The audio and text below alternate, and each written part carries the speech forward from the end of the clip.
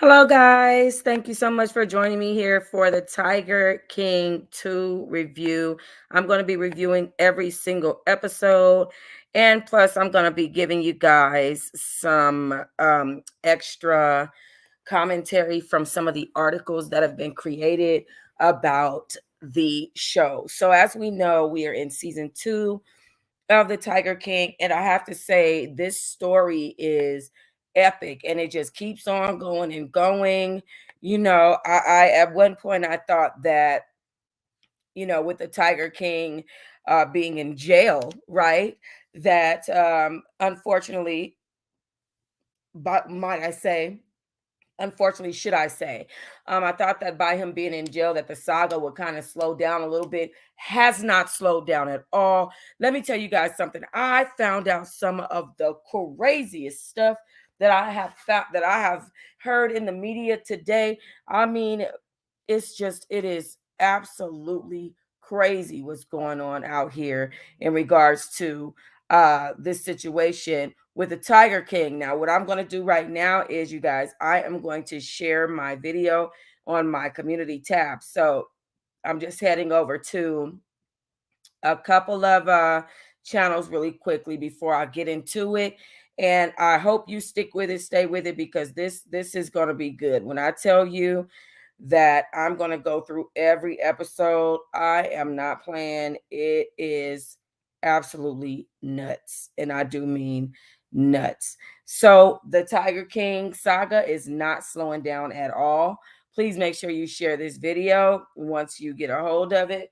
You can share it wherever you want, on Facebook, whatever, wherever. And it's much appreciated. All right. So I'm almost done sharing. I got to get to my clipboard. Clipboard. All right. So let's get to it. So, first of all, this is season 2, episode 1. Okay. This episode was called Beg Your Pardon. And Joe Exotic is in prison. There's other people that are seeking to capitalize on his fame. Meanwhile, his team has formed a press junket with Donald Trump for a presidential pardon. So, in this episode, you guys, okay, you have Joe Exotic, who is on the phone. Now, you guys know that he's been doing his on the phone stuff back and forth so that he can have a voice, and which I appreciate the jailhouse giving him, that voice, because I want to hear from Joe Exotic. I don't know who else do, but I sure do. Okay. There are other people that are capitalizing off of him, like Jeff Lowe, like even his boyfriend Dylan. Dylan, it has gone on to create some type of booty cream that you rub in your butt, and it like bleaches your butthole, so your butthole looks better, and things of that nature. People they have t-shirt lines, and Tiger this and Tiger that. Not only that, but they've also continued to do their live cub shows, which we all know is illegal. You are not supposed to be having tigers in an open vicinity with people rubbing and touching on them in the nature that they do. So they have these cub shows going on. And Joe Exotic, they're showing Donald Trump in office, and this is during the time when Donald Trump is saying he will not concede. And they actually showed that on the first episode of season 2 on the Tiger King. He said he will not concede. However, there is a whole team of a whole team. There's a guy that never met Joe Exotic who was paving the way for Joe Exotic to get out of jail. He really thought that Donald Trump was going to give Joe the right of way to get that pardon. He's put paperwork together. He's gone and done petitions on behalf of Joe Exotic. He has wrapped a car in Joe Exotic's memorabilia. He has paid all his money to have all these different campaigns. He got a limo, he had shirts, he had everything. Never met Joe Exotic a day in his life. And Dylan was a little uneasy about that. He's like, who is this guy? He doesn't know anything about Joe Exotic. He was a little uneasy about this guy, but it's all so that this person can have some type of fame. That was my consensus from it. It seemed like he just wanted to be in the forefront of, oh, I'm with Joe Exotic, and just have something to do. Sometimes people don't have shit to do. And that my opinion is just that, he was going so gung-ho for Joe Exotic. Number one, because he really believes that Joe Exotic is innocent. And we'll talk about that by the end of the episode, or the end of the season, because I'm going through each episode right now. I'm just on episode 1. So he believes that Joe Exotic is innocent. And 2, he wants to, garner some type of fame, capitalize his own type of fame off of it. So they were supposed to meet up with Donald Trump for this party, but Donald Trump ended up having the coronavirus at the time he was supposed to meet up with the team to talk about Joe Exotic being pardoned. And unfortunately, they never met up with Donald Trump. I don't think Donald Trump was ever going to meet up with them. I think this was something that, that they felt like was going to happen. And I feel like Donald Trump played them. Hell, when I look back at it, I'm like, damn, maybe Donald Trump really didn't have the coronavirus. And maybe he just did that shit because he just didn't want to discuss Joe Exotic that bad. Because Joe Exotic here in America is a big freaking deal.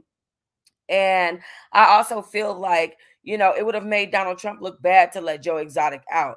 To let Lil Wayne out, yeah, that looks good to the African American community. And it also shits in the face of a couple of other communities, which Donald Trump was mad at. But to let Joe Exotic out is, after he's been proven to have shot 5 tigers in the head, and, and he has this murder for hire plot that is supposed to be something he was a part of, which he wasn't, which we'll discuss by the end of this video.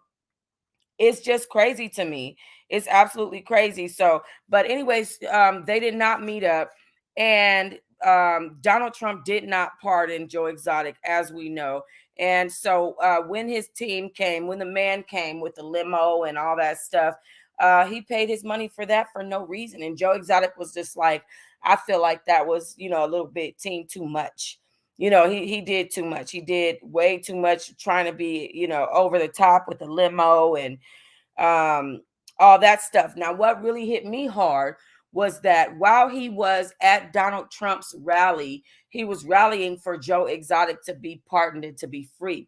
A woman walked up to him and said, "What are you doing? You're in the wrong place. This is not the place for that. Do you see anybody else out here with any free Joe Exotic signs or campaigns?" She said, "Nobody wants Joe Exotic free." And those were her exact words. Basically, Joe Exotic violated a lot of laws, and he made them have to create new laws because Joe Exotic was creating different breeds of tigers. He was creating Laligers and Fafigers and Lalumers and Lali this and that. And I'm like, what the hell? They don't have rules. They don't have regulations for those animals, because those animals never existed before Joe Exotic. And that's why I think Joe Exotic really fucked himself. I think that because he wanted to, because he went so far as creating new animals outside of state regulations, I think that they're not fucking with him in that capacity.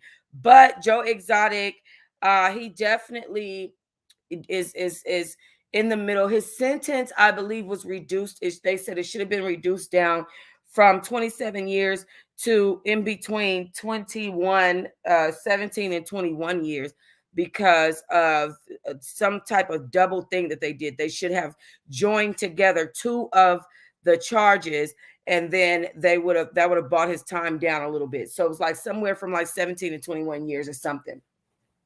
So in episode 2, so that was episode 1 summed up. Now these episodes are about 40 minutes long. They're not really that long.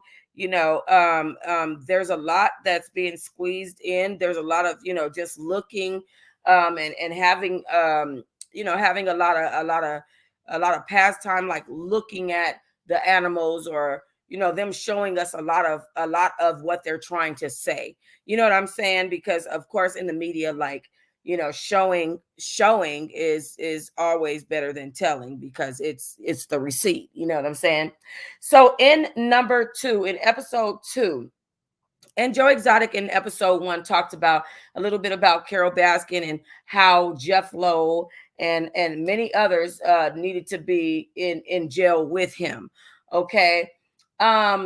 in episode 2 of season 2. This episode was called The Carol Diaries, which I'm just must tell you guys, to me, Carol Baskin is a fucking bitch. I'm sorry to say it like that, but Carol Baskin is a fucking bitch. I cannot believe the way that she touches somebody and she reduces their life down to fucking zero. I do not like the way that she did Joe Exotic's parents. When she couldn't get her money from Joe Exotic, she then sued his parents and sued their ass off and took all the money from up under them, and they have nothing to live on. His parents basically ended up homeless and broke because of this woman.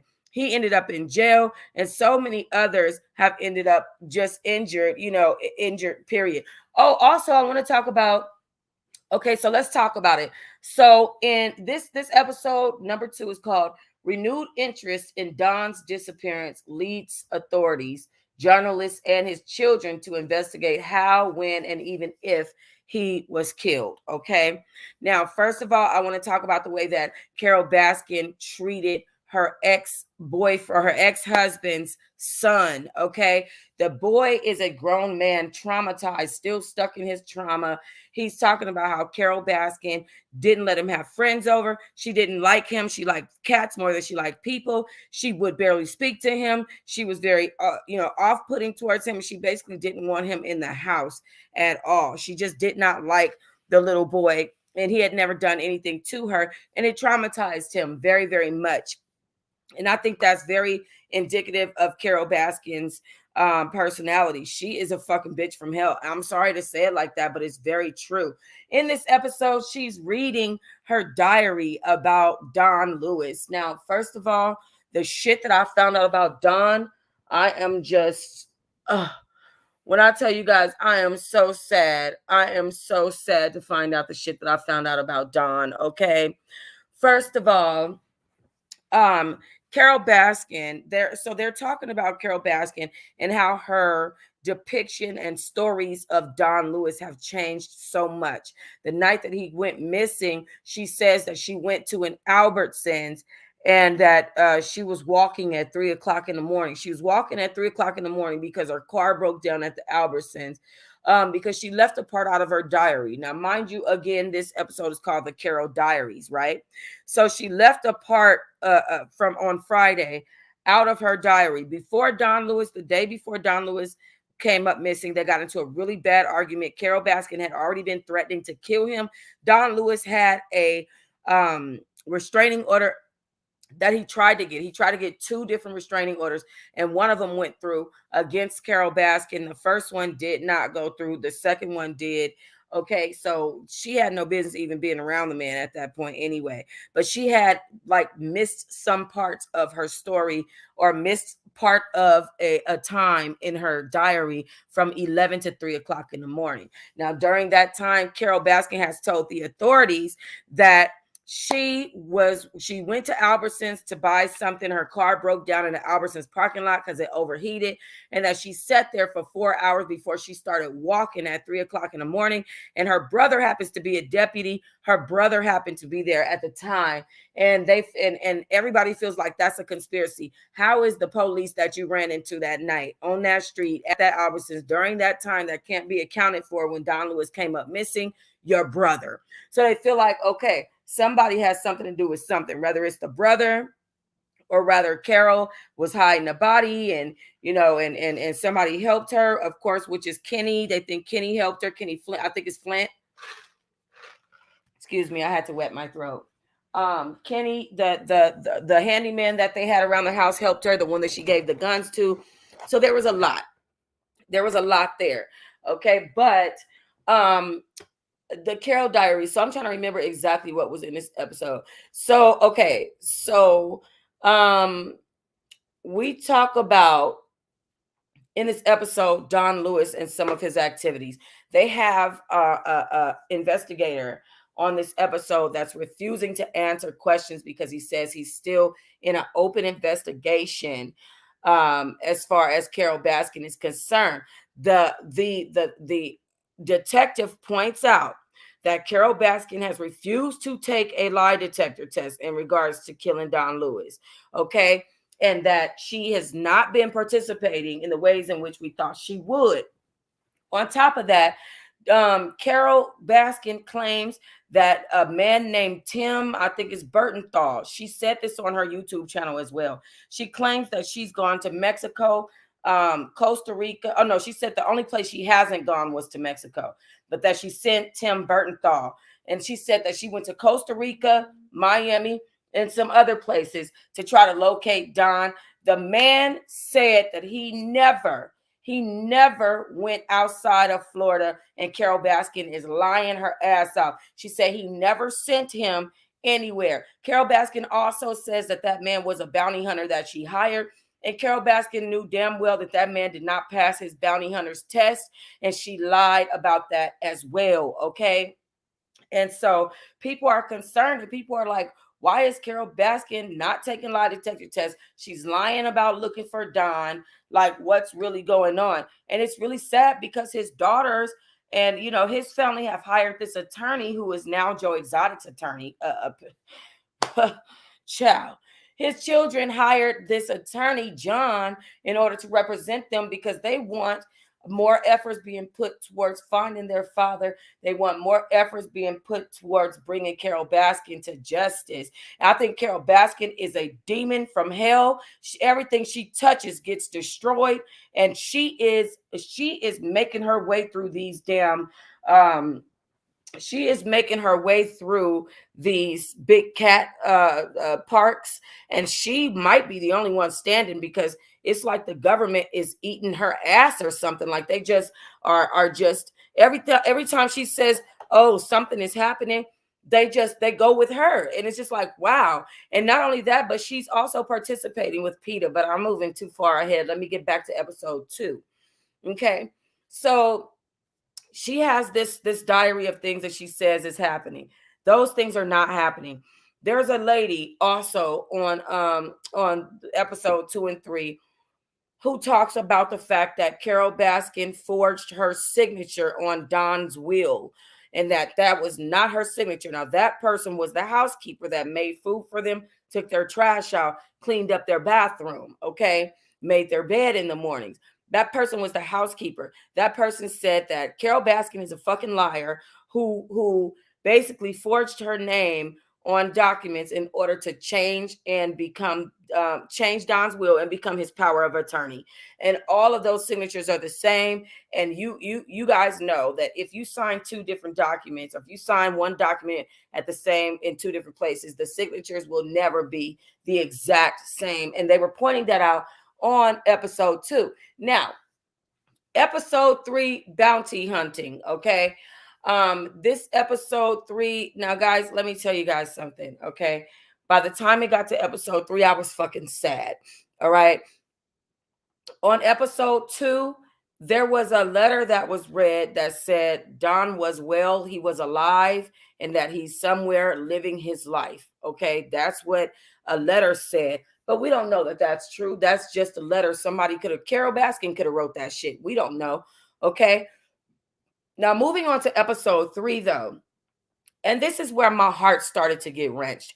Now, first of all, do I think Carol Baskin killed the man? I absolutely do. Yes, I do. Do I think that they will ever be able to find enough evidence to convict her? I don't. Do I think they have enough circumstantial evidence? I do. But do I think that they'll be able to get a conviction based on that circumstantial evidence? I don't.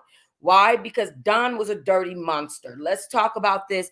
Episode 3 of season 2 of the Tiger King 2, Bounty Hunting. Don's daughters escalate their efforts to learn more about their father's fate. Carol's version of events faces further scrutiny. Now, first of all, I told you guys that the girls, his daughters, had hired an attorney. This attorney, John, he's like, I'm going to find justice for your dad. They put up billboards. And Carol Baskin said it's just a media trick. The fact that they put up billboards, they're just playing with the media and all this other stuff she's saying. It's kind of like, Carol, are you out of your mind? Your husband has disappeared. What part of that is a media trick? You know what I'm saying? He has children. She even goes on to call his daughters. She said Don wrote her daughters, his own daughters, out of the will because those greedy kids won't get my stuff. That's what she said. Don said about his own daughters. You know, Carol really has a problem. She has serious issues, and it's going unchecked and unmonitored. And her husband together, this new one, are fucking idiots, and nobody is really checking to make sure that these two have their head on straight. And I don't like it. Okay, I don't like what I'm seeing, and I don't like what's going on with Carol Baskin. I don't like the way that she's carrying these people, you know, at these big cat rescues. I'm not saying they're doing everything right, but here comes fucking Carol, who would rather put, you know, men in jail versus, you know, just acquiring the cats or whatever, you know, whatever the case, and rescuing the cats. No, she wants to put people in jail. That's her big fucking jush, is to put people in jail. And like I said, I'm not on anybody's side. I don't think that it's right the way that they have treated the animals. But rehabilitation, you know, is the jail is a lot. Carol Baskin just wants to see people failing and in jail. I truly believe she wants to be the only person with a big cat rescue park. I truly just feel that way. So, bounty hunting. So we actually went down to Costa Rica on this episode. It was either episode 2 or episode 3. I believe it was episode 3. We went down to Costa Rica. Yes, went down to Costa Rica, and we were talking to they were talking to some of the people that Don used to deal with down in Costa Rica. There was a man that was his chauffeur that said that Don Lewis was his most important client, because Don Lewis went down there, bought up a whole bunch of property, bought a business property, bought a farm, bought a hotel, and come to find out, Don Lewis's hotel turned into a brothel, and he was down there fucking a 15-year-old girl, okay, in Costa Rica. Yes, Don Lewis was a whole pedophile in Costa Rica, was out there fucking a child, a 15-year-old girl that was living with him. And when Carol Baskin came down there to visit him, the little girl went crazy because she didn't have no clue that he was married. And I truly believe that that's motive enough for Carol Baskin to want to kill his ass. That's just how I feel. But anyway, Don Lewis had a lot going on down there. He was apparently trying to prepare to divorce Carol Baskin. He said he hated her. He just couldn't stand her ass. He couldn't stand her guts. He just really did not like this lady. And so he was taking hundreds of thousands, $200,000, $100,000 at a time, putting clothes on top of it and flying his plane illegally. Don Lewis had a pilot's license. He was illegally flying his plane to Costa Rica from the United States under the radar and landing in banana fields to stay off of the landing strips that, you know, oh, so many planes and helicopters land on together. He was flying under the radar and taking all his money to Costa Rica. And then he was putting it into business in order to wash his money and make it clean money. You know, he was putting it into businesses and forking it out like that. And that way it was accounted for and it was clean money down in Costa Rica. Now, Carol Baskin at the time had no idea, but he had basically ditched her on their anniversary, and she didn't get no card. She didn't get nothing. He was treating her real bad, you know, and that was pointed out during this episode, is that he was treating her like shit, you know, basically. But that she said that she wasn't going to divorce him because she wanted not half of his money. She said she wanted it all. She made that statement to I believe the housekeeper it was. Now the housekeeper is giving this account of what Carol Baskin was telling her, and the housekeeper's husband says, get the fuck off the phone, because guess what? They don't want Carol Baskin coming for them. They're afraid. There's this guy named what was his name? The Ripper. The Ripper is assisting in looking for Don Lewis, and they're all in the creeks and in the reefs and everything looking for Don Lewis. Meanwhile, production has headed to Costa Rica and got all this tea. Okay. Of course, nonetheless, they didn't find anything in the reefs. That was all for show. This has been 25 years later. You're not going to find anything 25 years later that's going to be of significance when it comes to a person, unless they had on jewelry or they had a phone in their pocket that can be retrieved, because otherwise, honey, that body had evaporated in that water if that's the case. Okay, that there ain't no way you're finding anything forensically, unless, like I said, there is, you know, some type of watch that we know he bought, that he purchased, that he has a receipt for, or was seen on camera purchasing, along with a cell phone or something of that nature, a beeper or something. But it wouldn't just be, oh, let's go look for Don Lewis's body 25 years later. That's absurd. That's ridiculous. And we ain't finna sit here and pretend like that part wasn't just for TV. But Don Lewis was out in Costa Rica doing shit he had no business doing. He was dealing with some very shady characters, not only in Costa Rica, but also in the United States. And he was transporting animals from Costa Rica to the United States under the radar, which is illegal. And he was transporting them through his airplane, which he had no license to even fly, which means that the cubs or the whatever animals he had on board were probably not in the best condition as he was transporting them. So one of the dudes, though, was saying that that the CIA came to him about Don Lewis, that Don Lewis was under investigation by the CIA before he even disappeared. He was already going to be in trouble.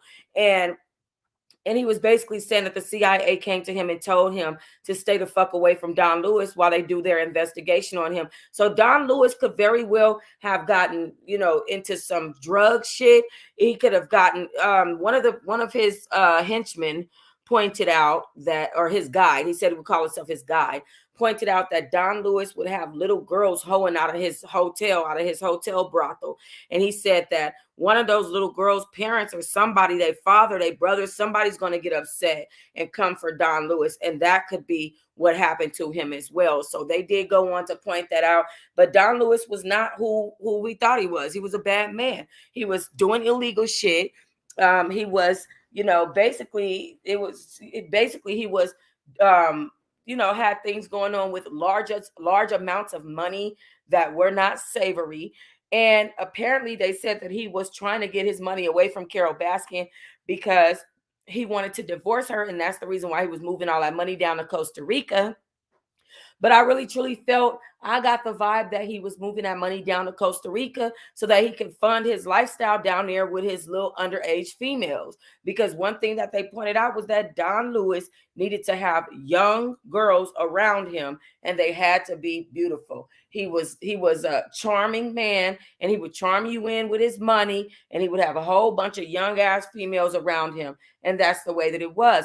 But even before Don Lewis disappeared, he was under surveillance by the CIA. So just know, I feel like it could have been Carol. It could have been a drug dealer or a drug addict or one of these girls' parents or brothers or something. It could have been somebody that he was, doing shady business with, that just wanted all of his money. And another thing that they pointed out was that Don Lewis liked to brag about his money in Costa Rica, that he was always pulling his money out. He's pulling it out. He would show people, and people couldn't believe that he was rich because he would be dressed like shit and he would look disheveled, but that he would pull his money out and be like, look, I'm rich, and be showing them actual, receipts, actual money. So I don't know. I feel like there's a lot that could have went on with Don Lewis with this episode.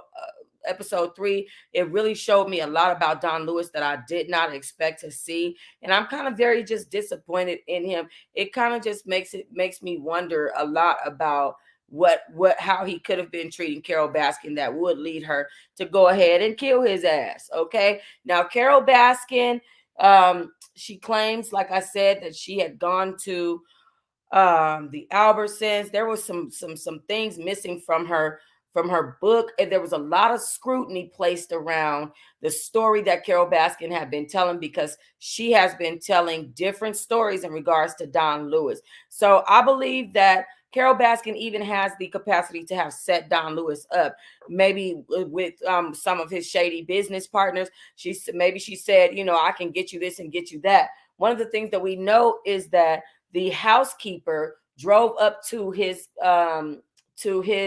girlfriend's house with all of Don Lewis's firearms, and that Carol Baskin gave that same handyman, not housekeeper, I meant handyman, Don Lewis's handyman drove to his girlfriend's house with all of Don Lewis's belongings. And we do know that the handyman did take a polygraph test, and he did pass his polygraph test 20 years ago when they suspected that he killed Don Lewis. And not only that, but that later on down the line, uh, Carol Baskin gave this man 3 of Don Lewis's properties for free as a gift for no reason. So either he knows something and she's just, he's protecting her, by not telling, and she just making sure he well off, or something. I don't know. Now this man goes on to say Don Lewis traded him his guns to clean up one of his houses. And then when he's asked, he says, so wait, so Don Lewis gave you the guns? And then he acts like he can't remember. Wait, no, it was Carol. No, wait, it was Don. No, I can't remember. Yeah, fucking right. Like, yeah, you gonna remember who handed you over 20 fucking guns. Like, stop it. So I don't know. His whole zhush, that whole little lie he was trying to tell, it just says something about the fact that he knows something and he's just not saying it. He definitely knows something. And he made me look at Carol Baskin even more suspiciously after he made those statements. All right, let's move on to episode 4, The Lying King. Jeff goes on a defense when acquaintances and former associates accused him of misdeeds. Meanwhile, Tim faces legal issues in Indiana. Okay, now this is where shit got a little sticky for me. I was like, what the fudge cakes? Okay, first of all, let's talk about Jeff Lowe, who is horrible. Jeff Lowe, you need fucking help, man. I'm telling you, when I tell you, you fucking need help, dude, like, oh my gosh, get it and get it fast. I'm talking about get it and get it fast, okay? Tim needs fucking help too. Is it Tim Stark? Ain't that his name? He needs fucking help too, okay?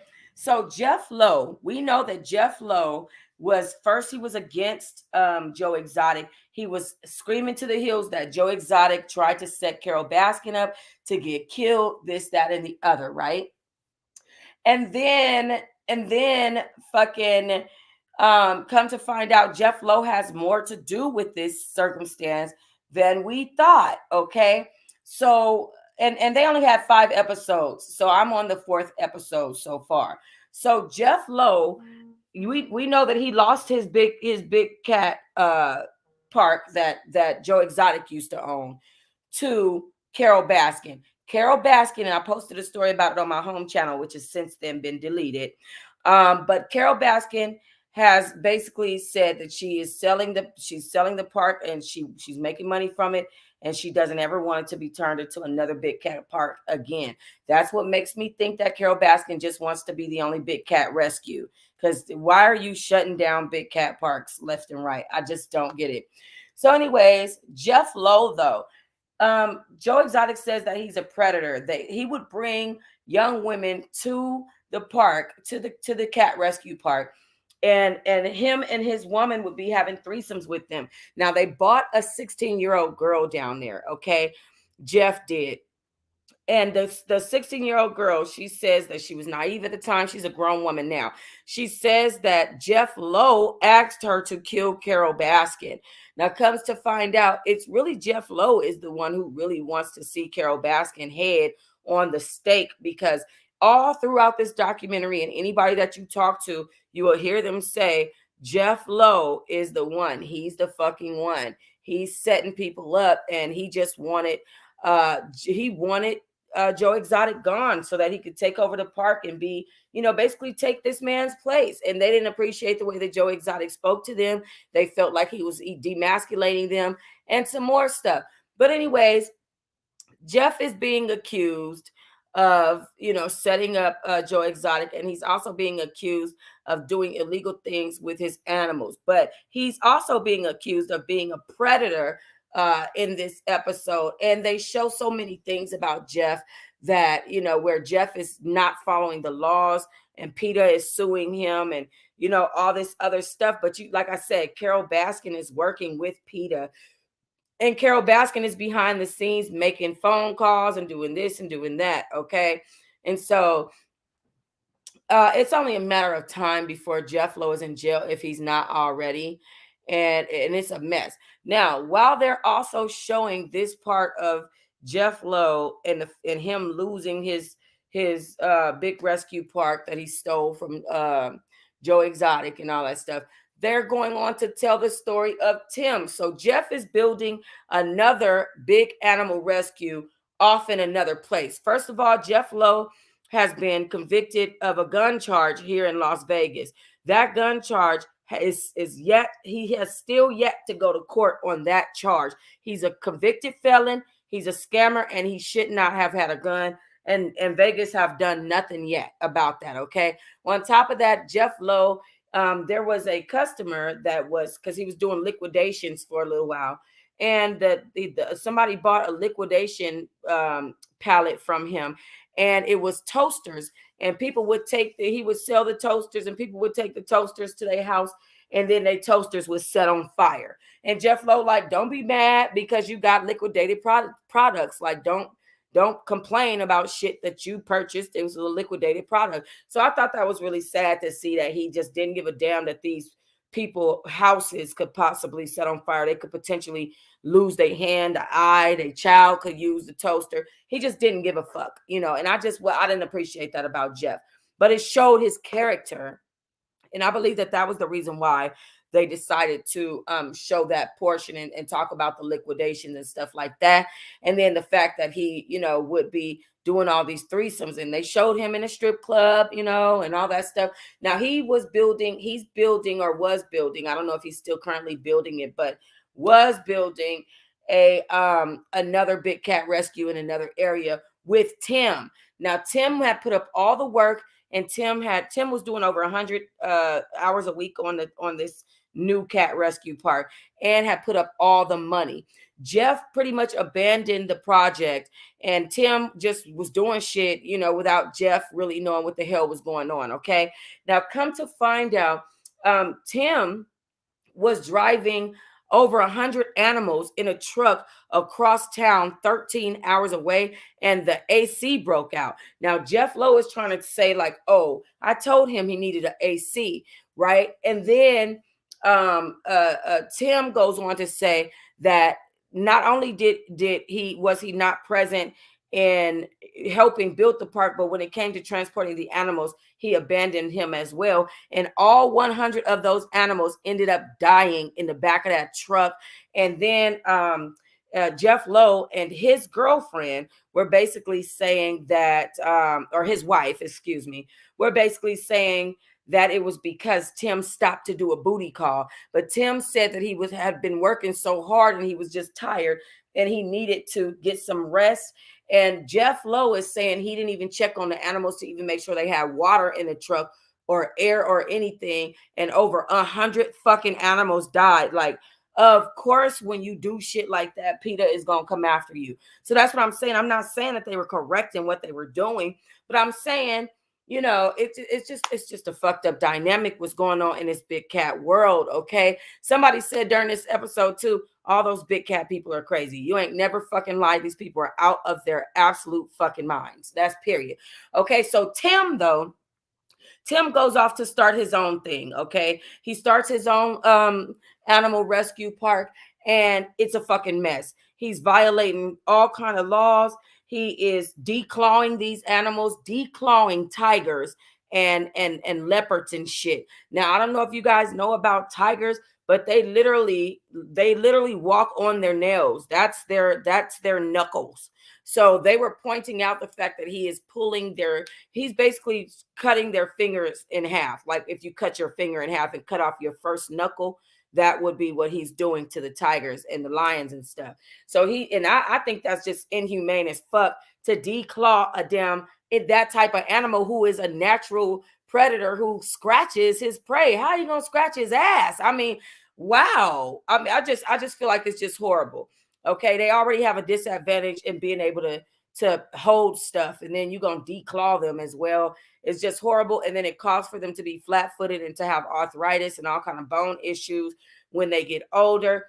And they lose the quality of life behind that, and they could even die behind not being able to defend themselves from whatever might present itself to them, right? So anyway, so Tim is declawing these animals. He makes a statement like, if I want to fucking cut up a lion and have lion steaks for dinner, I should be able to, because it's my fucking property. And when he said that, I could not help but look at this motherfucker like, you really have some serious issues if you thought that was okay to say in the media. On top of that, PETA is also suing Tim, and Tim is telling PETA that he's going to slit their fucking throats. Those are his words, not mine. Okay, so they end up taking him to court. He has a disposition where he's completely belligerent. He's calling them all type of fucking cunts. He's calling them all types of bitches. And these are like young girls as well. These were not just older women. These were like young girls as well. As one lady who's kind of like spearheading the movement against him, because she says she raised half those cubs. She watched him do the shit that he's doing, and she doesn't agree with it. And so she's joined with PETA in order to get him, removed, in order to get those animals removed. So they said at one point that he was doing shows. He was copying off of Joe Exotic and Jeff Lowe, and he was doing cub shows, which is against their laws. So he made a statement in court saying that if he doesn't do those shows, he won't have money to feed the animals. Well, that's where he messed up, because they shut the shows down. And because he made that statement, the judge said, now that you can't feed the animals, you have to give all 100 of your animals up. All your animals have to come from the park. Now, this man, Tim, is walking around threatening to shoot people, threatening to kill people, threatening to slit people's throats, this whole time. He says he's been set up by production of the show. He threatens to slit one of the producers' throats on this episode, and some more stuff. Okay, he said, if I hear one fucking bad thing about myself in the Tiger King 2 or in the media, I will slit your fucking throat. And it just came out of nowhere. It was like he was calm at first, and then he just went fucking insane. Okay, it was just nuts. So, but anyway, so he goes to court. He's acting a fool. He's cussing out the police. He's cussing out everybody. He comes out the courthouse. He's calling these girls cunts and bitches. He cusses out the damn sheriffs, the bailiffs. And he's just very belligerent in the way that he does things. Now, they came to that. There was a and this is out of Indiana. Tim is. There was a mayor. This mayor, he's black, but he does Elvis impersonations, and he was doing his little Elvis impersonation. But on a serious note, he was talking about how Tim is basically violating laws, and Tim is saying that this mayor has teamed up with PETA to conspire against him. Then he says the judge has conspired against him. So he's just very paranoid. He's making statements like, before y'all take my animals, I'll shoot them. He's making statements like, they just shit like, you guys won't take my animals alive, that type of stuff. So he's threatening to kill all these animals. For what? I don't know. If you guys don't know why that's so important, here's a clue.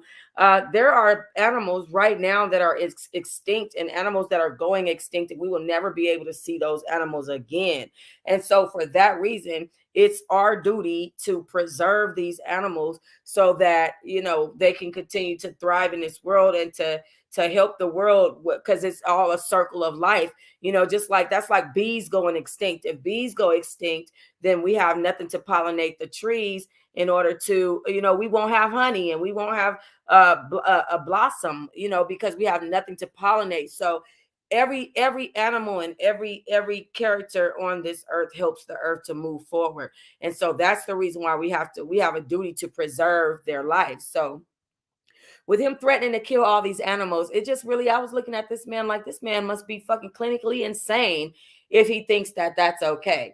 So anyways, the judge says that we have to remove his animals, and that's what is going to happen. So Stark Raving Mad is episode 5. This was the last episode. This was the very last episode on the season that's out so far. I know in season 1, there was, I believe, 7 episodes.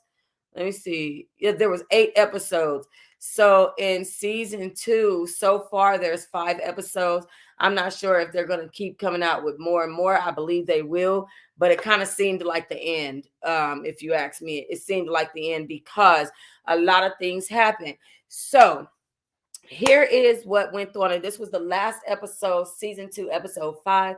Stark raving mad. Tim vows to stand his ground. Jeff goes to bat for Joe, but one last stunning claim from a familiar face turns the story on its head once again. Now, one thing that I'm going to have to look up is really quickly characters from Tiger King 2, because I always forget this man's name. What is hold on, this man, I always forget his name. I can never remember this guy's name. And just give me 1 second to find him. He's a very important. Oh, I don't see him. I see Jeff Lowe, the guy that was conspiring with Jeff Lowe. That's who I'm looking for. I never can remember this man's name. It's absolutely horrible. Let me find him. Not Mark. I might have to turn the episode on so I can get the name that I'm looking for. Yeah, I might have to turn the episode on really quickly so that I can correctly tell you the name. Give me 1 second. Let me just figure it out. So they said from a familiar face. And I just want to make sure that I goes that part. So Joe Exotic has a new boyfriend. We do know that happens in this episode. Joe Exotic has a new boyfriend. And he seems very happy. Dylan has moved on. Joe Exotic has moved on. And they seem happy where they are. Okay. And I'm happy for Joe that he's moved on. You know, I just feel like it's just all a lot with Joe Exotic. He's always going to be a lot. It's always going to be, you know, something crazy that goes on with Joe Exotic. So am I shocked that he has a boyfriend in prison and that he's never met him and he's just so in love? No, I'm not, because that's just so Joe Exotic's personality. So right now what I'm doing is I'm fast forwarding through these scenes. Hold on. I think his name should be, wait a minute. Hold on. Here it comes. You have now is James Garretson and Jeff Lowe saying, look, in order to secure the conviction of Joe Exotic, the federal government told us exactly. Was it James? That's a huge statement. Okay, wait. I just want to make sure. It's what's this? Who's this guy? I was just trying to do what Jeff Lowe wanted me to. What is his name? The one, he's bald headed, he has the big stomach. Will be a game changer. I'm trying to figure out his name for you guys before I go on, because I don't want. I believe it's James. This recording was produced by the prosecutor's office. Hold on, I'm gonna go back to my IMDb and look. 1 second. James, no, not James Garretson. It's not him. I think it might be Mark Thompson. Hold on. We're just trying to do what Jeff Lowe wanted me to do. 1 second. I'm typing, trying to figure it out. Will be a game changer. Yeah, it was. It's James Garretson. Okay, so it is James Garretson. Okay, so in this episode, right? And I always wish I could show you guys, but it would have to be on my Discord. And we already know how that goes. It could also be on my Bigo as well. But anyway, so in this episode, Tim, okay, so first Joe Exotic has another boyfriend. We reveal that. Tim then is served with papers from a process server where they're telling him, listen, you have got to give up those animals. Tim is threatening these people. Tim is trying to trying to intimidate these people, and he's intimidated so many USDA workers or whoever went over there. He's intimidated them on so many levels that they did not want to come back to his park because he would be brandishing guns and everything else at them. So it was really a huge police presence when they did come to get the animals. They've got over 100 animals from him. Now there were missing animals, and they were trying to figure out where these missing animals were. It turns out that Tim had actually hid these missing animals in a truck, and he was going to let those animals die in that truck. He basically drove them off the park grounds, off to the side, and they ended up finding a truck and rescuing the rest of the animals, thank God, because they were in there in the dark with no air once again. And we all know that he's already killed over 100 animals that were already on a truck with no air and stuff like that. And he was just going to let that happen. Now, he already told them, you're not taking my animals alive. And I guess those animals were his favorite. And so, yeah. So basically, when they come to take his animals, he went on a whole rant about how everybody's a stupid motherfucker, this, that, and the other. And it got to the point where one of the sheriffs, one of the deputies, he said, you need to be a mile away from the grounds. And he said, sniper distance. And the dude let him know, like, look, you keep making threats like that, and I'm not going to wait for you to make good on your promise. He like, all right, I got you. Won't say it again. But when he goes to drive away, he starts talking to all these cameras, talking to the media. It seemed like he just really, really wanted he just really wanted some attention. To me, it just seemed like he just really wanted attention. He ranted and raved. He tried to set up a situation where he had these animals that he wasn't supposed to have, and they end up finding them. It was really a sad situation what happened with Tim. Now, there was a point where they showed Carol Baskin's husband taking over the big park rescue. Now, at this time, they had defaced the property. They had he wrote, fuck Carol Baskin, she's a bitch, she gets fucked in the ass. Carol Baskin sucks dick, all kinds of stuff on the property, so that when she got there to actually take over the property, it was vandalized. Jeff Lowe did that. But anyway, they ended up cutting down the last of the sign that represented anything in regards to it being a big cat rescue. I just think Carol Baskin is such a fucking bitch. Like, I can't with her. So anyways, they start talking about how he's in love with, his boyfriend. Joe Exotic is in love with his boyfriend. And there was this melee in regards to getting the animals out as well. So they're kind of bouncing back and forth with the camera at this point, going from Joe Exotic talking about how this man is crazy, blah, blah, blah. So then they show Jeff Lowe. Joe Exotic says it's only a matter of time before they're all in jail with me. So then they show Jeff Lowe. Jeff Lowe gets arrested for drunk driving. So they arrest Jeff Lowe.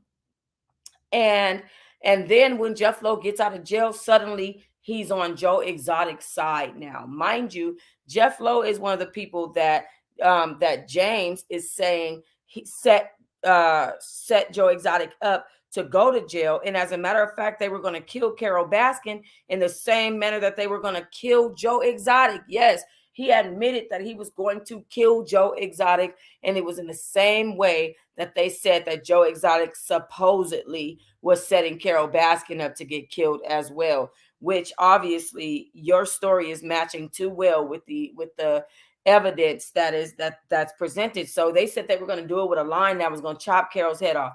They also said they were going to do it with a line that was going to chop Joe Exotic's head off. So they wanted to go out there and look for proof and evidence that there was a line set up to chop Joe Exotic's head off. And guess what? The shit was still there to chop Joe Exotic's head off. That was so crazy to me. It was nuts. But Jeff Lowe is now saying that he's on Joe Exotic's side. I think he just wanted some type of recognition or whatever. But there's a lot of he's gung-ho saying now Joe Exotic didn't do it, right? Because you did it. But there's a lot of evidence that came out in court against Joe Exotic as far as him shooting tigers in the head because he didn't want them, or they was too old, and they were he had to still feed them. He couldn't afford to feed them. They was just not, they weren't making their money. They weren't making their stay, blah, blah, blah, blah, blah. So now Jeff Lowe is in a lot of trouble. He goes to talk to a lawyer that goes to meet that has Joe Exotic on the phone, and Joe Exotic is like, whatever, like, okay, like for sure. Jeff Lowe pitches off his first pitch in the game as the Tiger King, and everybody is booing him in the audience. So it just goes to show you what people think of him and his character, because instead of them saying yay, they booed him. There was a lot of evidence as far as Carol Baskin and the distance she walked, and there's conversations that they had behind the scenes that were exposed, that suggests that this man was set up, that he was very much set up, Joe Exotic, as far as the murder for hire plot, but not in regards to the way that he treated the animals. So, like I said, I truly believe that the government is just not fucking with him because he was creating a new type of animal that was, and these animals that Joe Exotic were creating are destined to be sick because they are crossbred, and they have, they all of them were born either blind or with stumpy legs or with arthritis or with, riddled bones. He was creating sick animals that were outside of state and federal regulations and laws, and they didn't have any way to stop him. And this murder for hire shit was a way for them to stop him. And that's why I think that they are going so hard on Joe Exotic about that. But then you have, wait. What is his name? His name is Alan. It's Alan. Alan is the one. Frank Allen Glover. That's who I'm talking about. Frank Allen Glover has admitted that he was going to kill Joe Exotic for Jeff Lowe, and that he only did that whole shit because he thought he was doing right by Jeff Lowe, but he regrets what he did to Joe Exotic. He feels very bad about setting him up like that, and he also has gone to turn himself in and make an official affidavit as of September 2021, telling the truth about the situation and what actually went on. And he goes on to say that basically Joe Exotic did not plan to kill Carol Baskin in any way, that it was all a setup, and that he was going to either get Joe Exotic taken out of freedom, or he was going to kill Joe Exotic. So, and he's willing to turn himself in to do it. He said bye to his father. He said bye to his brother. He's turning himself in order to, bring justice where it needs to be done. I don't know what's making him do it. I think he got a guilty conscience or something. It seemed like he wanted to cry at one point, based on the way that they set Joe Exotic up. He seemed like he feels really, really bad about it. But he did go and he made an official statement in regards to an affidavit, and in his dealings with Jeff Lowe, and everything else. And so, like I said, they went out there to see if, proof that he was telling the truth, if he was actually telling the truth or not. And it turns out that he was. Now, they said that they've got a lot of evidence that they lying. So it says Joe Exotic is currently awaiting his resentencing. Jeff Lowe has refused to comment. Now, one thing that I wanted to say is that Tim went out bad. Okay. Tim ended up getting a warrant out for his arrest. Okay. And Tim ended up going on the run. Okay. After they took all his animals, he went on the run, but he was still on social media making threats and going fucking nuts and, telling people he's going to slice their throat. And they eventually picked him up. I think it was in Florida, I want to say. I don't really remember exactly where, but they eventually picked him up. They found out where he was because not only did he run from the law, but he was loud with it. So like he was talking in his phone, being the asshole that he is, and somebody heard him and looked him up, and they heard him talking about the Tiger King and the cats, and they took his cats and this, that, and the other. They looked him up, and they saw who he was and called the police and had his ass picked up. Tim went out so bad. It was ridiculous. I'm like, oh my God. Carol and Howard Baskin are still fighting for the passage of the Big Cat Public Safety Act. The Hillsborough County Sheriff Department is continuing their investigation in the disappearance of Don Lewis. And trust me, they know a lot. Okay, they know a lot. There are over 100 tigers belonging to Joe Exotic and Jeff Lowe and Tim Stark that have been relocated to a wildlife sanctuary in Colorado. So that was the Tiger King in a nutshell. It was 5 episodes for season 2, and I tell y'all, it was fucking off the damn chain. Oh my goodness. I did not expect to find out all that stuff about Don Lewis, Tim, the fact that Carol Baskin is just taking down these different big cat rescues one by one. I mean, absolutely effing insane. All right, let's go into a couple of article reads really quickly while I have you guys here. So we're going to read 3 articles really quickly, and they're all in pertaining to the Tiger King. So we're going to go first with menshealth.com. The Tiger King, Jeff Lowe doesn't own the Tiger King Zoo anymore. Filmmakers Eric Good and Rebecca Shakelin have returned with more Tiger King murder, mayhem, and madness content. After the docuseries first premiered on Netflix on March 20th, 2020, people binged the show in its entirety, then couldn't stop talking about the eccentric Joe Exotic, his string of husbands, or his shocking plot to murder his rival, animal activist Carol Baskin. Then there was the reunion special titled Tiger King and I, where Exotic's former employees updated fans on their lives after the show and shared their post-documentary thoughts on Joe Exotic. It turns out the story didn't end there, and Good and Shacklin had enough for a whole sequel docuseries, The Tiger King 2. And that's not all. There's also dramatic adaptations of the Tiger King story in production with Kate McKinnon and Carol Baskin. Wow. But Carol Baskin and Joe Exotic weren't the only eccentric characters in Netflix docuseries Tiger King. Joe Exotic's former friend Jeff Lowe also caught viewers by surprise. One of his most memorable moments occurred at the end of the original docuseries when he mentioned he and his wife were getting a nanny. During the reunion special, he mentioned to host Joel McHale the nanny they found was excellent. His wife, Lauren, also had a choice words to describe their new employee, hot. So it's no shock to people that people want to know what Jeff and his wife have been up to since Tiger King 2 dropped. Last we saw, Lowe owned Exotic's former zoo and had plans to open his own zoo. Here's everything to know about Jeff Lowe. What happened to Jeff Lowe? In June of last year, Deadline reported a judge granted Carol Baskin full control over Joe Exotic's GW Zoo, and Lowe, who was then running the property, had 120 days to vacate the zoo along with all of its animals. In August, the GW Zoo officially closed for good, and Baskin sold the land with the promise it would never be used to house an animal again. They also tried to start a new park in Thackerville, Oklahoma, but it never opened to the public.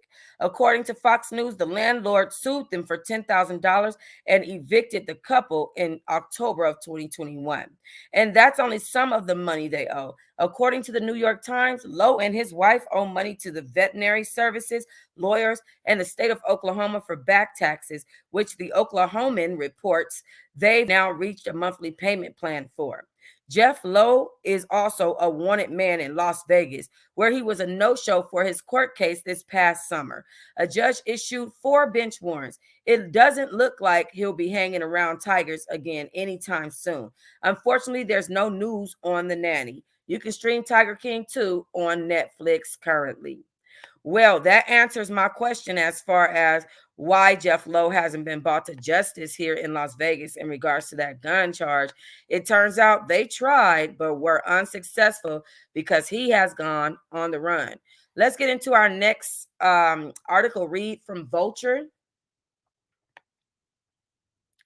March 2020 was basically just one long, hiccup punched, ugly cry that could only be soothed by the pacifier that was the Tiger King. Newly quarantined at home and still about a month away from buying sourdough starters and waiting for them to develop since what? I don't know that word, y'all. We discovered on Netflix an insistent nasal drawl that temporarily drowned out the chatter in our heads. Of course, Eric Good and Rebecca Shacklin's crime documentary about the nutty world of big cat enthusiasts was going to be a phenomenon. A bequinced man with a bleached mullet sang us country songs whilst giving chin scritches to an apex predator. A blonde woman warmly nicknamed us her cats and kittens and also owned a cluster of adorable felines who had just maybe digested her husband. A man, a jet ski, and a survivor opus, Eye of the Tiger, prove that you only need three ingredients to achieve utter badassery. When the world felt incomprehensibly frightening, Tiger King spooned into our mouths a helping of manageable ludicrousness. Ludicrousness. The new Tiger King 2 wastes no time to remind us of how much we needed its predecessor. Hey, it seems to whisper as it displays a montage of Joe Exotic's inspired TikTok dances. COVID is still a thing, and you should probably still be staying at home a whole bunch. So why not revisit our wacky pals at the Greater Winewood Exotic Animal Park? Those guys are crazy, huh? It's not as though I don't appreciate nostalgia, even nostalgia for something fairly recent that wasn't particularly good. As somebody who is herself a little thirsty and gratuitous, I embrace television programs that possess similar qualities, but all the things that made the first iteration so watchable are diversion demanding pandemic panic very much included are now shadows of them former selves. Carol Baskin declined to be interviewed for this one. The better to eat to be the better to be ever available for cameo recordings and dancing the Paso Doble in pink tiger print palazzos. So we only got the odd YouTube video in which she read her diary from the 90s in a dubious attempt at clearing her name. Joe Exotic gives occasional garbled sound bites through the phone lines of a Fort Worth prison, where he continues to serve a 22-year sentence for animal abuse and murder for hire. Fan favorites like Saf Safari and the late Eric Cowie get woefully little screen time, and human Oakley Cap Jeff Lowe gets way too much. At 5 episodes, two and a Joel McHale special fewer than its forebearer, Tiger King 2 feels more like a Hail Mary stab to resuscitate the public's dying interest in the cat crackpots than something made because there was anything new to report. All of the shockingly cavalier zoo, I disagree heavily. All of the shockingly cavalier zoo owners from season 1 remain blithely unconcerned about their animals' well-being. The 1997 disappearance of Carol's former husband Don Lewis remains unsolved. Joe seems no closer to be letting out of prison than he was a year and a half ago. The whole thing reminded me of nothing much as a reunion with some toxic old boyfriend who desperately wants to rekindle the flame, baby. What once seemed problematic but fun, necessary to your life even, now looks like a seedy, misogynistic lapse in judgment that it was. But in the sea of regret that you never clung to such that in a sea of regret that you ever clung to such hot mess for comfort, there are a handful of moments that will make you reminisce about the good times. There aren't enough of them to keep your eyes glued to the television screen, but not by any stretch of the imagination. But there may be enough of them to draw your attention briefly from whatever mind chatter November 2021 has bought you.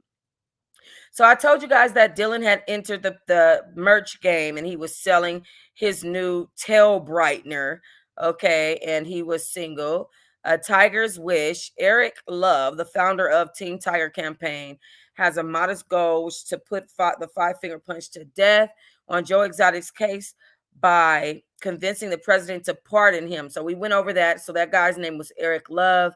And we already know that didn't work. Here is some of what he was doing. He was wrapping cars. He was wrapping, buses and limos, and he got people on bikes, and he had Joe Exotic shirts. Okay. Alan is the kind of amiable fellow that you might match with on a dating site. No need to be coy with this fella about any husband murdering scandals cluttering up your recent past. Now, this is speaking in regards to Alan Schreier, who is Carol Baskin's ex-husband, who they met on a dating site.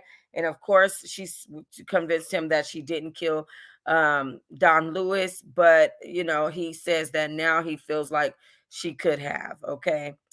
Troy Griffin, of course, we know that this is the guy that, well, okay. Let's see.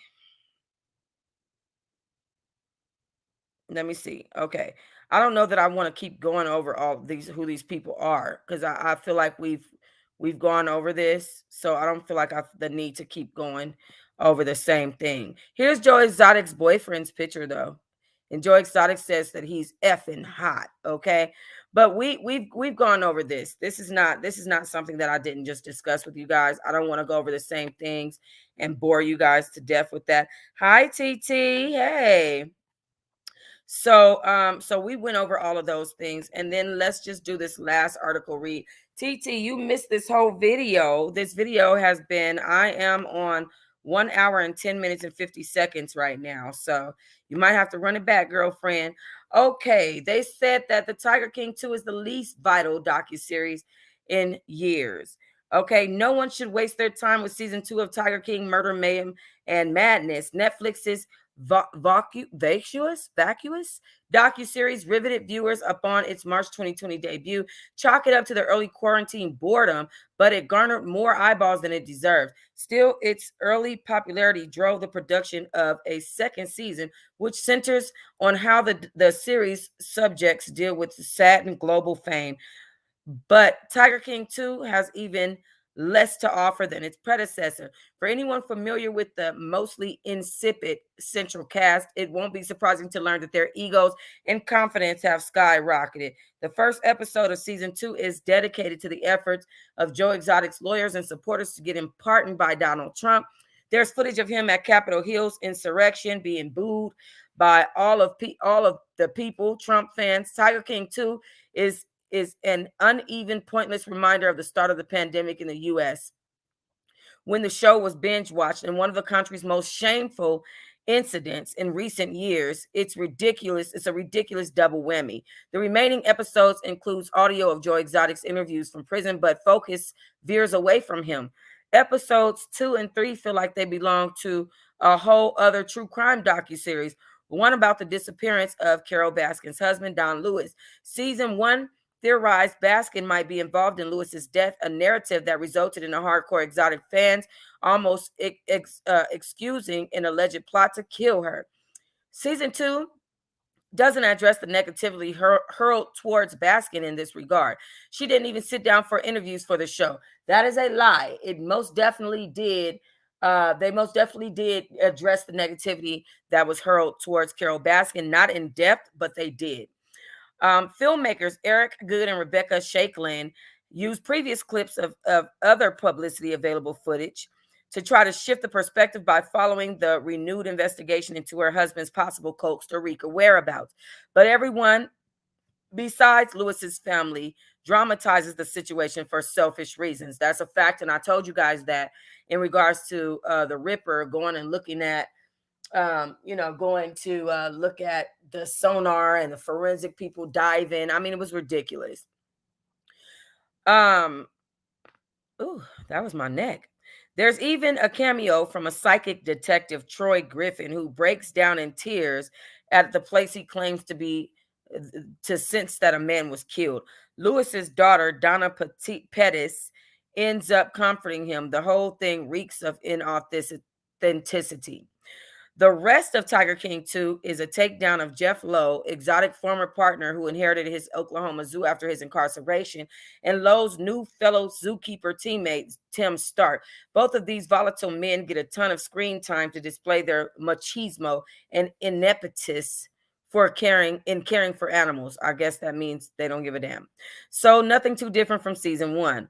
Lowe and his partner Lauren boast about having a code that alerts them when good-looking women or guests or a staffer is present so they can try to rope her into a threesome. Stark blames the media for his and the zoo's downfall, so he often resorts to yelling at reporters.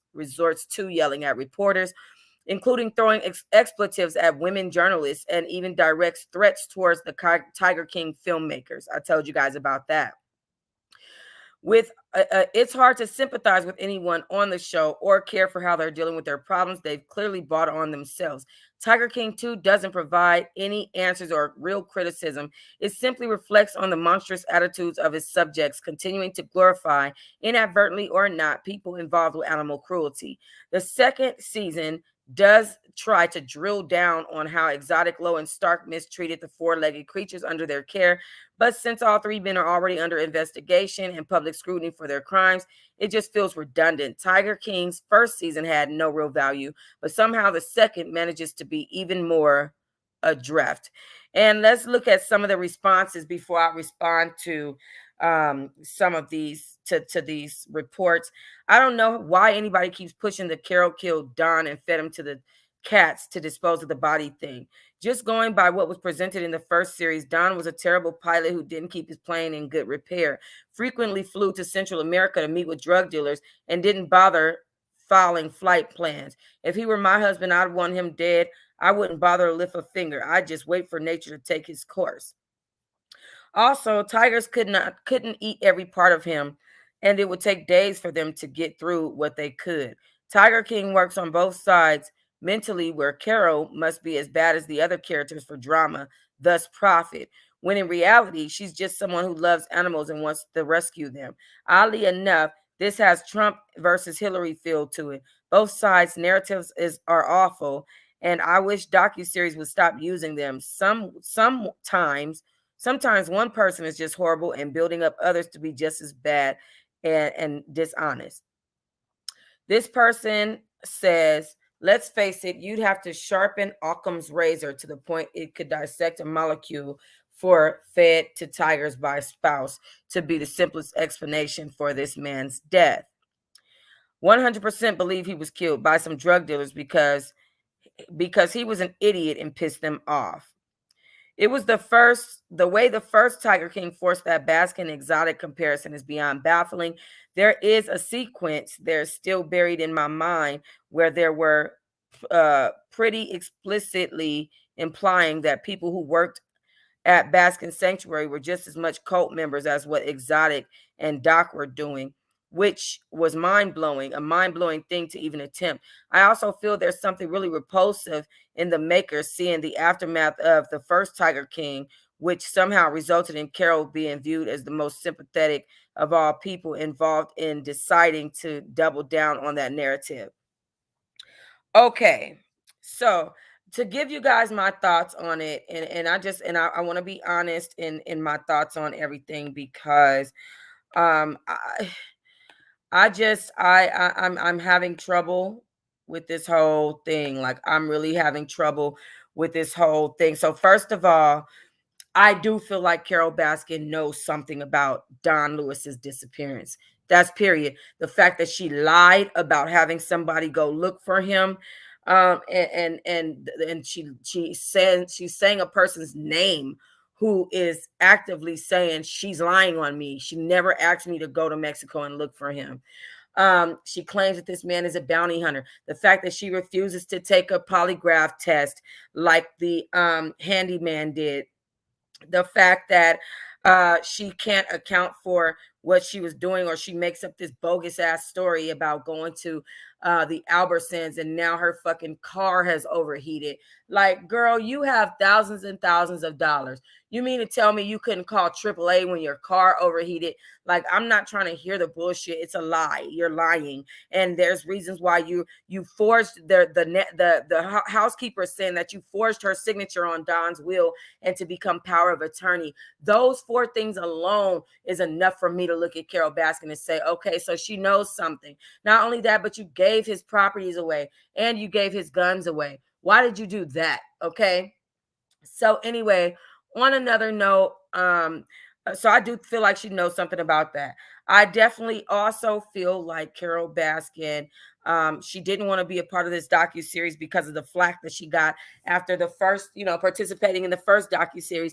And I feel like she have every right to do that, because I feel like they were going to try to drill her on this Don Lewis thing. And I know she's fucking tired of it. As a matter of fact, I think her husband probably told her, don't participate in this, but he participated in it only to show us him chopping down the last of the big park sign, the signage. Okay. I feel like I found out a lot in this docu-series. I feel like I found out a lot about Don Lewis and other things that could have happened to him, and why there were other reasons, and there's other reasons to look into Don Lewis being killed. Don Lewis was not a good person. We're thinking that this was some good man who loved animals, and and he just had these big cats that he rescued. And no, Don Lewis was dealing with drug dealers and prostituting young women, and turned his hotel into a brothel. So, he was sleeping with a 15-year-old. He was a predator. So, when you learn all those things, it does give you something new to look at. I don't agree with the reports. What they're saying in the article reads that this was nothing new and this was all just old drudged up stuff. I mean, of course, because it's a continuum of what we were watching in the first place. But I do feel like I found out some new information. We got the chance to see that Carol Baskin took down Jeff Lowe and Tim Stark, and I felt like those things were important. Now, as far as that Ripper dude, I feel like they could have left him off. He clearly is clout chasing, but he has harassed Carol Baskin so bad, and Carol Baskin refused to participate with this docuseries. So of course they're going to hire, somebody that opposes her to get on there and talk shit about her. And I feel like, she asked for it, because either you or him, somebody gonna get up here and somebody's gonna talk. That's how I feel like production felt. But I appreciated this second season. It was only five episodes, which I feel like they should have matched their first 8 episodes. But if you don't have that much, if you don't have that much footage, then you just don't have that much footage. What can you fucking do about it? I thought it was a good continuum. I don't know why these articles are judging the show so harshly. I felt like it let out a lot of information. There were a lot of receipts. We got the chance to hear from Joe Exotic and see kind of the background of what happened with his pardon and how he felt, and who was behind that and how that looked and everything like that. All of those things put together, I felt like it was a good docu-series. And that's my opinion on it, guys. Thank you so much for watching here with me about the Tiger King. This was Tiger King 2, all 5 episode review and article read. So thank you so much. I will see you guys on the next one.